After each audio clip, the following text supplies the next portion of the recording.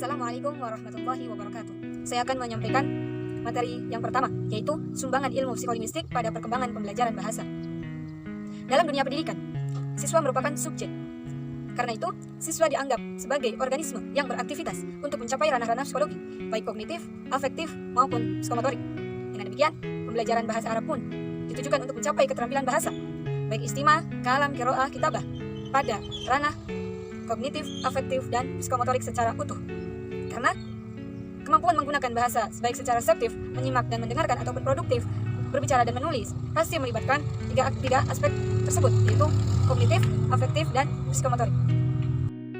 Yang pertama yaitu ranah kognitif, yang berpusat di otak dan berhubungan dengan konasi atau kehendak, dan afeksi atau perasaan. Dan ranah ini merupakan ranah yang terpenting dan sekaligus pengendali ranah kejiwaan yang lainnya. Kemudian yang kedua yaitu afektif, ranah psikologi yang meliputi segala fenomena perasaan seperti cinta, sedih, senang, benci, serta sikap-sikap terhadap diri sendiri dan terhadap lingkungannya. Kemudian yang ketiga yaitu ranah psikomotorik, ranah psikologi yang meliputi segala amal jasmaniah yang konkret dan mudah diamati baik kuantitas maupun kualitasnya karena sifatnya terbuka. Dalam beberapa kasus, sering temui beberapa kesalahan yang sering terjadi pada pelajar bahasa Arab yang non-Arab ketika mereka mulai berbicara atau berbahasa Arab. Kesalahan-kesalahan ini dapat dilatar belakangi oleh beberapa faktor di luar siswa, seperti guru atau lingkungan ataupun bahasa itu sendiri. Contohnya, siswa sukar melafadzkan atau membedakan huruf-huruf yang berdekatan. Contohnya antara ta dan to, kemudian antara ha dan he. Itu contohnya. Kemudian kesalahan tersebut dapat dilatar belakangi oleh tiga faktor. Yang pertama yaitu kesalahan dalam pemberian strategi pembelajaran. Yang kedua yaitu intervensi bahasa. Yang ketiga yaitu pemberian kosakata aktif bahasa Arab yang terbatas. Maka cara mengatasinya yaitu yang pertama, analisis kontrastif. Yang kedua, pemilihan metode pembelajaran yang tepat. Yang ketiga yaitu pemberian motivasi dan dorongan yang kontinu pada siswa. Yang keempat yaitu pemberian tugas baik tulisan maupun tertulis. Tugas ini dilakukan secara individual maupun kelompok.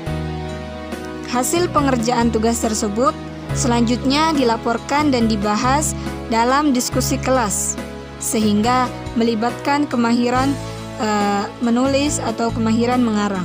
Sedangkan pelaksanaan diskusi dalam kelas tentunya melibatkan aspek keterampilan menyimak dan berbicara. Pengajaran pemahaman yang demikian itu menunjukkan sumbangan psikolinguistik terhadap perkembangan pembelajaran bahasa. Dengan memahami psikolinguistik, seorang guru juga akan mampu memahami proses yang terjadi dalam diri peserta didik. Sehingga manakala kemampuan dan keterampilan peserta didik dalam bahasa Arab bermasalah, maka guru akan mampu mencarikan solusinya dan memperbaiki sistem pengajaran atau strategi pembelajarannya jika masalah itu ditimbulkan oleh kesalahan penggunaan strategi pembelajaran yang digunakan. Mungkin hanya itu penyampaian materi yang pertama. Di sini saya akan menjelaskan materi tentang manfaat psikolinguistik pembelajaran keterampilan bahasa. Baik, langsung saja. Kegiatan berbahasa tidak hanya berlangsung pada proses mekanistik, tetapi juga mentalistik, yang berarti berbahasa terjadi akibat proses kegiatan dari otak. Kemudian, dalam hal ini psikolinguistik menemukan bahasa yang masih dalam ranah linguistik dan menjabarkan proses-proses psikologi yang berlangsung saat individu mendengar lalu mengucapkan kalimat-kalimat yang didengarnya. Apabila menciptakan pengalaman berbahasa akibat dari tekanan emosi, maka akan muncul eklamasi. Kemudian, apabila pengalaman lahir karena keinginan, maka akan melahirkan keinginan berkomunikasi dan melahirkan deklarasi. Kemudian, apabila keinginan komunikasi ini menjadi keinginan untuk mengetahui sesuatu, maka lahirlah ucapan interogasi, menghubungkan bahasa dan otak. kompetensi dan performansi berbahasa merupakan pekerjaan otak. Otak bekerja karena mekanisme saraf. Kemudian menganalisa kesalahan pengucapan, kemampuan berbicara berpusat pada otak sebelah kiri atau hemisfer kiri, agak ke depan dan bisa disebut sebagai broca, di mana daerah ini berfungsi untuk penguasaan ujaran. Kemudian menghubungkan bahasa dan pikiran. Hubungan bahasa dan pikiran disebut mental leksikon. Mental leksikon ini merupakan aspek yang berfokus pada proses yang terjadi dalam otak tentang apa yang diketahui banyak orang dan leksikal bahasanya. Kemudian dari sini kita akan mengetahui tentang silent period. Dalam bahasa lateralisasi ada yang namanya silent period, di mana seorang anak di bawah 5 tahun akan mengalami masa diam. Diam yang dialami ini bukan diam yang berarti sebenarnya diam, namun karena si anak tadi tidak mendapat input dari lingkungan dan tidak mengetahui ujaran dari orang-orang sekitarnya. Kemudian proses yang terjadi saat anak memperoleh bahasa pertamanya adalah proses kompetensi dan proses performansi. Mencari suatu teori bahasa, manfaat selanjutnya adalah bagaimana seorang menemukan suatu teori bahasa yang dapat diterima dari segi linguistik dan dari segi bahasa yang dapat diperoleh hakikat bahasanya dan bagaimana individu itu memperolehnya. Sekian saja materi yang saya sampaikan, kurang lebihnya mohon maaf. Baik teman-teman, di sini saya akan sedikit menjelaskan tentang materi yang berjudul anak-anak dengan kelainan bicara dan bahasa. Apa sih yang dimaksud anak-anak dengan kelainan bicara dan bahasa? Kelainan bicara dan bahasa adalah adanya masalah dalam komunikasi dan bagian-bagian yang berhubungan dengan fungsi organ bicara. Berikut adalah ciri-ciri anak yang memiliki kelainan komunikasi. 1. Gagap. 2. Kelainan artikulasi. 3. Kelainan bahasa atau kelainan suara. Selanjutnya, penyebab terjadinya kelainan bicara dan bahasa.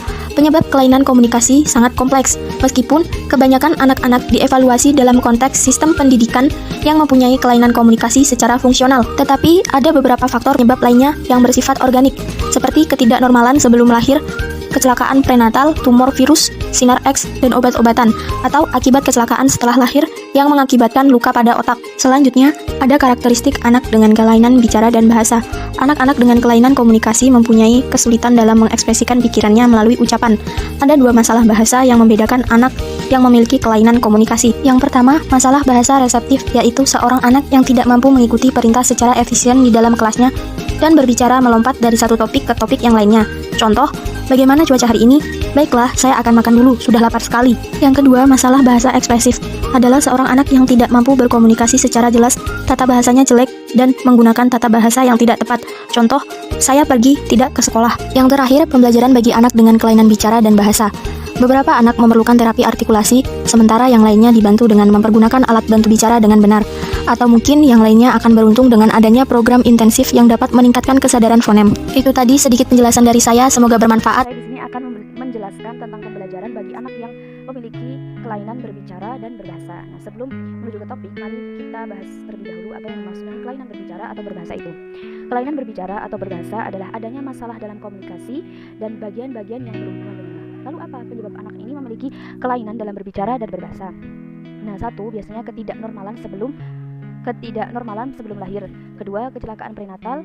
Yang ketiga, masalah dalam sistem syaraf atau otak dan lain sebagainya. Lalu, karakteristik anak yang memiliki kelainan ini biasanya mengalami kesulitan untuk mengekspresikan pikirannya. Di sini karakteristik anak yang memiliki kelainan dibedakan menjadi 2. Yang pertama ada ekspresif dan yang kedua ada reseptif. Yang pertama, ekspresif. Nah, anak ini biasanya tidak menggunakan tata bahasa yang tepat. Seperti contohnya, saya pergi tidak ke sekolah. Yang seharusnya diucapkan adalah saya tidak pergi ke sekolah. Yang kedua, sulit menggambarkan sesuatu yang dia lihat secara khusus. Seperti contohnya, saya melihat sesuatu di sana. Iya, di sana. Tapi si anak tidak bisa menggambarkan sesuatu yang dia lihat secara khusus. Yang kedua, karakteristik reseptif. Biasanya anak ini meloncat dari topik satu ke topik yang lainnya. Seperti contohnya, segelas air. Nah, seperti itu. Nah, lalu pembelajaran apa yang tepat untuk anak yang memiliki kelainan berbicara dan berbahasa? Nah, biasanya dapat menggunakan terapi artikulasi atau terapi bicara yang bertujuan untuk meningkatkan keterampilan berbicara dan berbahasa pada anak. Yang kedua, menggunakan alat bantu bicara. Yang ketiga, menggunakan program intensif yang dapat meningkatkan fonem. Yang keempat, pengenalan huruf. Yang kelima, menggunakan teknologi seperti perangkat lunak, perangkat keras atau PDA, dan yang terakhir menggunakan komunikasi augmentatif atau alternatif. Nah, komunikasi ini dibedakan menjadi 2, yaitu menggunakan alat bantu. Artinya siswa anak yang memiliki kelainan ini memiliki ketergantungan menggunakan alat bantu dalam pembelajarannya, seperti menggunakan papan, gambar, simbol atau yang lain sebagainya. Dan yang kedua, tidak menggunakan alat bantu. Artinya di sini antara anak dan guru menggunakan bahasa isyarat.